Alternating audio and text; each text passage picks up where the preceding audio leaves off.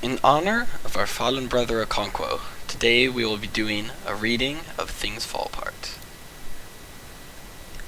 "Bring me a hoe," said Okagwe. When Akwefi brought the hoe, he had already put aside his goatskin bag and his big cloth and was in his underwear. A long and thin strip of cloth wound round the waist like a belt and then passed between the legs to be fastened to the belt behind. He immediately set to work digging a pit where Ezinma had indicated. The neighbors sat around watching the pit become deeper and deeper. The dark topsoil soon gave way to the bright red earth with which women scrubbed the floors and walls of huts. Okagwe worked tirelessly and in silence, his back shining with perspiration. Okonkwo stood by the pit. He asked Okagwe to come up and rest while he took a hand, but Okagwe said he was not tired yet. As night fell, burning torches were set on wooden tripods and the young men raised a song. The elders sat in a big circle, and the singers went round singing each man's praise as they came before him. They had something to say for every man. Some were great farmers, some were orators who spoke for the clan. Okonkwo was the greatest wrestler and warrior alive. When they had gone round the circle, they settled down in the center, and girls came from the inner compound to dance. At first the bride was not among them, but when she finally appeared, holding the cock in her right hand, a loud cheer rose from the crowd. All the other dancers made way for her. She presented the cock to the musicians, and began to dance. Her brass anklets rattled as they danced, and her body gleamed with camwood in the soft yellow light. The musicians, with their wood, clay, and metal instruments, went from song to song, and they were all gay. They sang the latest song in the village. If I hold her hand, she says don't touch. If I hold her foot, she says don't touch. But when I hold her waist beads, she pretends not to know. "Every year," he said sadly, "before I put any crop in the earth, I sacrifice a cock to Ani, the owner of all land. It is the law of our fathers.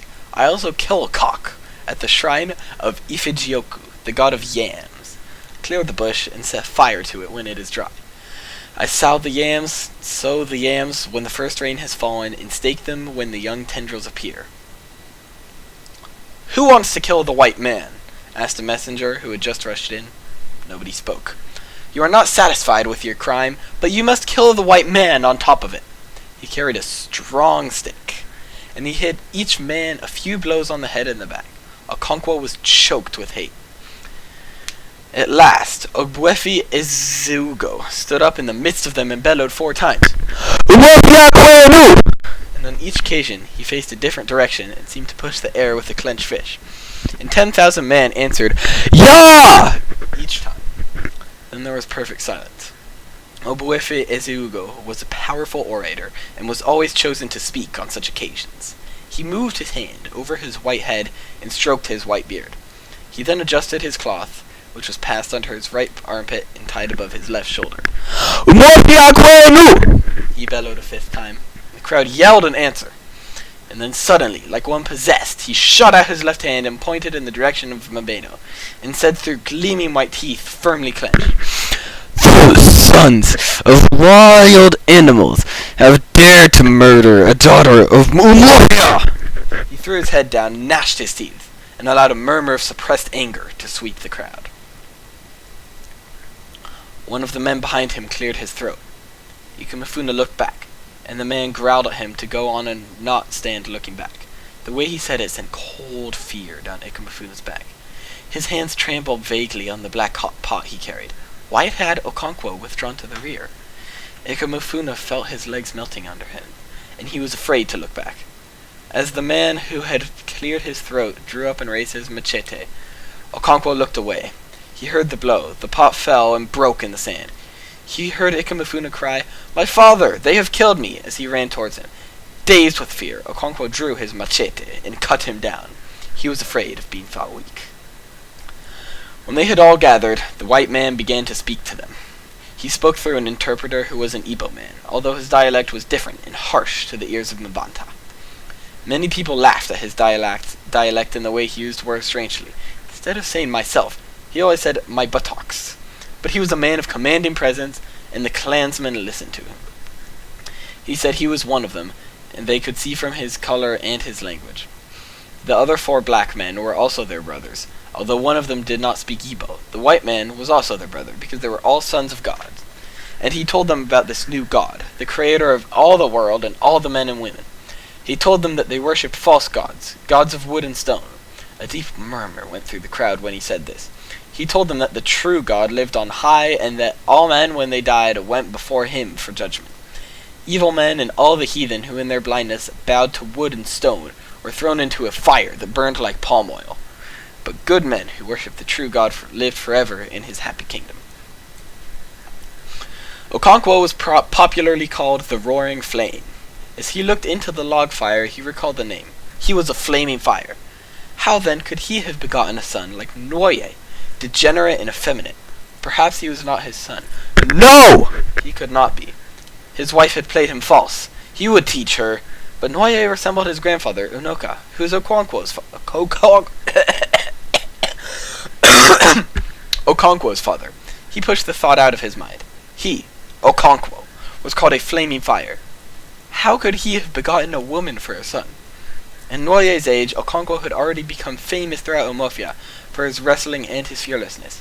He sighed heavily, and as if in sympathy, the smoldering log also sighed.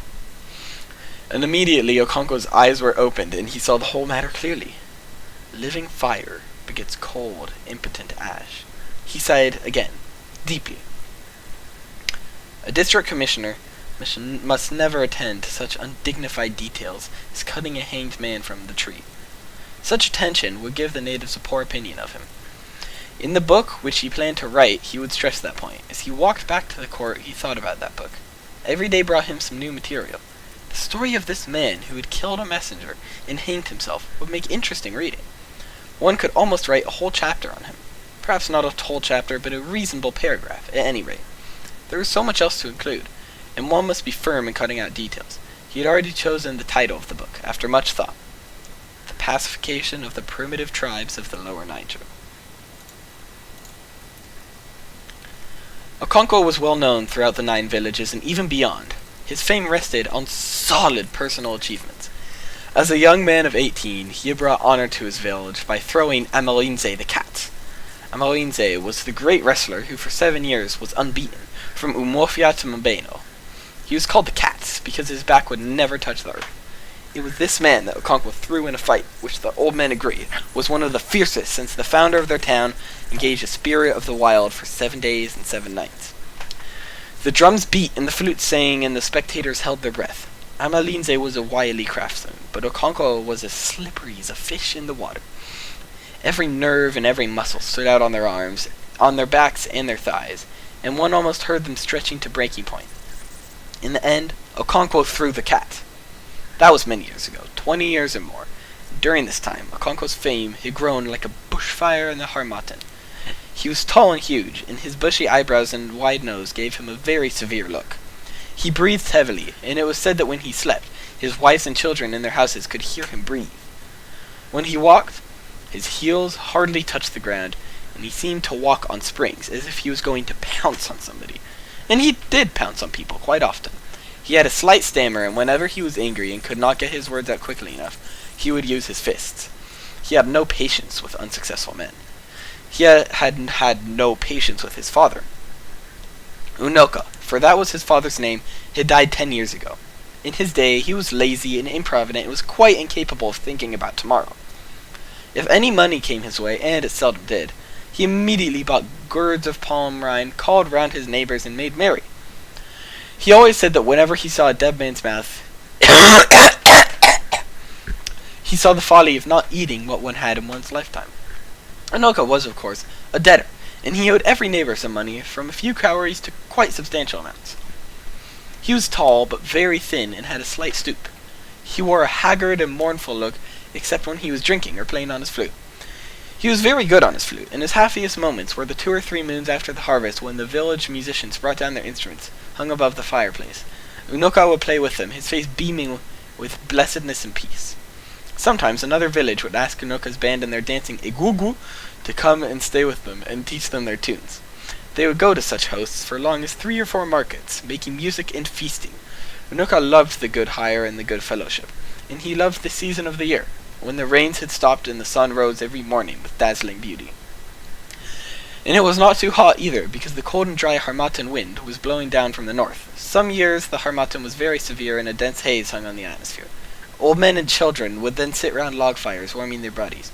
Unoka loved it all, and he loved the first kites that returned with the dry season, and the children who sang songs of welcome to them. He would remember his own childhood, how he had often wandered around looking for a kite sailing leisurely against the blue sky. As soon as he found one, he would sing with his whole being, welcoming it back from its long, long journey and asking it if it had brought home any lengths of cloth. That was years ago, when he was young. Unoka, the grown-up, was a failure. He was poor, and his wife and children had barely enough to eat. People laughed at him because he was a loafer, and they swore never to lend him any more money because he never paid back. But Unoka was such a man that he always succeeded in borrowing more, and piling up his debts. One day, a neighbor called Okoye came in to see him. He was reclining on a mud bed in his hut playing on the flute. He immediately rose and shook hands with Okoye, who then unrolled the goatskin which he carried under his arm and sat down. Unoka went into an inner room and soon returned with a small wooden disc containing kolana, some alligator pepper, and a lump of white chalk. "I have cola," he announced when he sat down, and passed the disc over to his guest.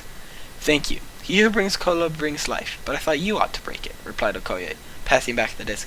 "No, it is for you, I think," and they argued like this for a few moments before Unoka accepted the honor of breaking the cola. Okoye, meanwhile, took the lump of chalk, drew some lines on the floor, and then painted his big toe. As he broke the cola, Unoka prayed to their ancestors for life and health, and for protection against their enemies. When they had eaten, they talked about many things, about the heavy rains which were drowning the yams, about the next ancestral feast, and about the impending war with the village of Mabeno. Unoka was never happy when it came to wars. He was in fact a coward, and could not bear the sight of blood. So he changed the subject, and talked about music, and his face beamed. He could hear in his mind's ear the blood-stirring and intricate rhythms of the ekwe, and the udu, and the ogene, and he could hear his own flute weaving in and out of them, decorating them with a colorful and plaintive tune. The total effect was gay and brisk, but if one picked out the flute as it went up and down, and then broke up into short stanches, one saw that there was sorrow and grief there. Chinua Achebe's 87th birthday, everyone. Merry Okonkwo Day to one and to all.